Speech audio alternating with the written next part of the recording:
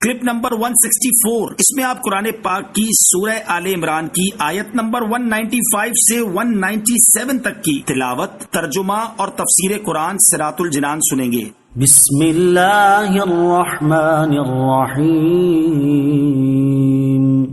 ترجمہ، اللہ کے نام سے شروع جو نہایت مہربان رحمت والا ہے۔ فاستجاب لهم ربهم انی لا اضيع عمل عامل منكم من ذکر او انثى بعضكم من بعض فالذين هاجروا وأخرجوا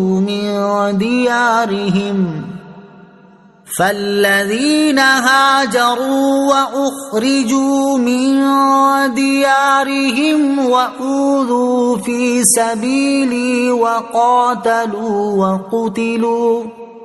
وقاتلوا لأكفرن عنهم سيئاتهم ولأدخلنهم جنات تجري من تحتها الأنهار ثوابا من عند الله واللہ عنده حسن الثواب۔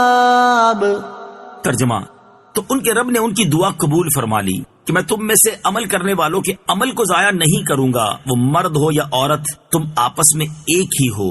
پس جنہوں نے ہجرت کی اور اپنے گھروں سے نکالے گئے اور میری راہ میں انہیں ستایا گیا اور انہوں نے جہاد کیا اور قتل کر دیے گئے، تو میں ضرور ان کے سب گناہ ان سے مٹا دوں گا، اور ضرور انہیں ایسے باغات میں داخل کروں گا جن کے نیچے نہریں جاری ہیں۔ یہ اللہ کی بارگاہ سے اجر ہے اور اللہ ہی کے پاس اچھا ثواب ہے۔ فاستجاب لهم ربهم، تو ان کے رب نے ان کی دعا قبول فرما لی۔ ارشاد فرمایا کہ اللہ تعالیٰ نے ان کی دعا قبول فرما لی اور انہیں وہ عطا کر دیا جو انہوں نے مانگا، اور ان سے فرمایا کہ اے ایمان والو، میں تم سے کسی مرد یا عورت کے عمل کو ضائع نہیں کروں گا، بلکہ اس عمل کا ثواب عطا فرماؤں گا۔ دعا قبول ہونے کے لیے ایک عمل یہاں فرمایا گیا ہے کہ اللہ تعالیٰ نے ان کی دعا قبول فرما لی۔ اس کے بارے میں علماء کرام نے فرمایا ہے کہ یہاں دعا میں 5 بار ربنا آیا ہے، اور اس کے بعد دعا کی قبولیت کی بات ہو رہی ہے، تو اگر دعا میں 5 مرتبہ یا ربنا کہہ دیا جائے تو قبولیت دعا کی امید ہے۔ بعدکم من بعد، تم آپس میں ایک ہی ہو۔ اس کا ایک معنی یہ ہے کہ تم سب حضرت آدم علیہ الصلوۃ والسلام اور حضرت حوا رضی اللہ تعالی عنہا کی اولاد ہی ہو۔ دوسرا معنی یہ ہے کہ اطاعت پر ثواب ملنے اور نافرمانی پر سزا ملنے میں تم سب ایک ہی ہو۔ فالذین ہاجروا، پس جنہوں نے ہجرت کی۔ ارشاد فرمایا کہ وہ لوگ جنہوں نے میرے حبیب صلی اللہ تعالی علیہ وسلم کی خدمت کے لیے اپنے وطنوں سے ہجرت کی اور وہ مشرکوں کی طرف سے پہنچنے والی اذیتوں کے سبب اپنے ان گھروں سے نکلنے پر مجبور ہو گئے جہاں وہ پلے بڑے تھے، اور مجھ پر ایمان لانے اور میری وحدانیت کا اقرار کرنے کی وجہ سے انہیں مشرکوں کی طرف سے ستایا گیا، اور انہوں نے میری راہ میں کافروں کے ساتھ جہاد کیا اور شہید کر دیے گئے، تو میں ضرور ان کے سب گناہ ان سے مٹا دوں گا، اور ضرور انہیں ایسے باغات میں داخل کروں گا جن کے نیچے نہریں جاری ہیں۔ یہ اللہ تعالیٰ کی بارگاہ سے ان کے لیے اجر ہے اور اللہ تعالیٰ ہی کے پاس اچھا ثواب ہے۔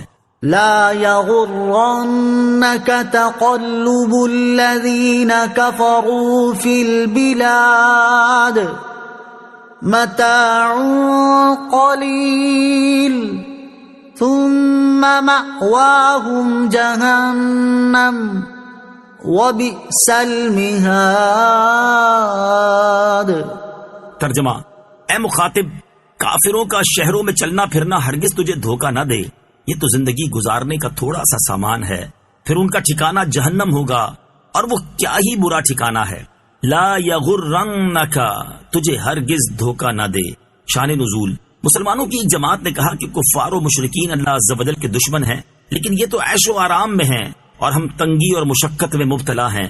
اس پر یہ آیت نازل ہوئی اور انہیں بتایا گیا کہ کفار کا یہ عیش و آرام دنیاوی زندگی کا تھوڑا سا سامان ہے، جبکہ ان کا انجام بہت برا ہے۔ اس کو یوں سمجھے کہ کسی کو کہا جائے بھائی آپ 10 منٹ دھوپ میں کھڑے ہو جائیں، اس کے بعد اسے ہمیشہ کے لیے ایئر کنڈیشن بنگلہ دے دیا جائے، اور دوسرے شخص کو 10 منٹ سائے دار درخت کے نیچے بٹھانے کے بعد ہمیشہ کے لیے تپتے ہوئے صحرا میں رکھا جائے، تو دونوں میں فائدے میں کون رہا؟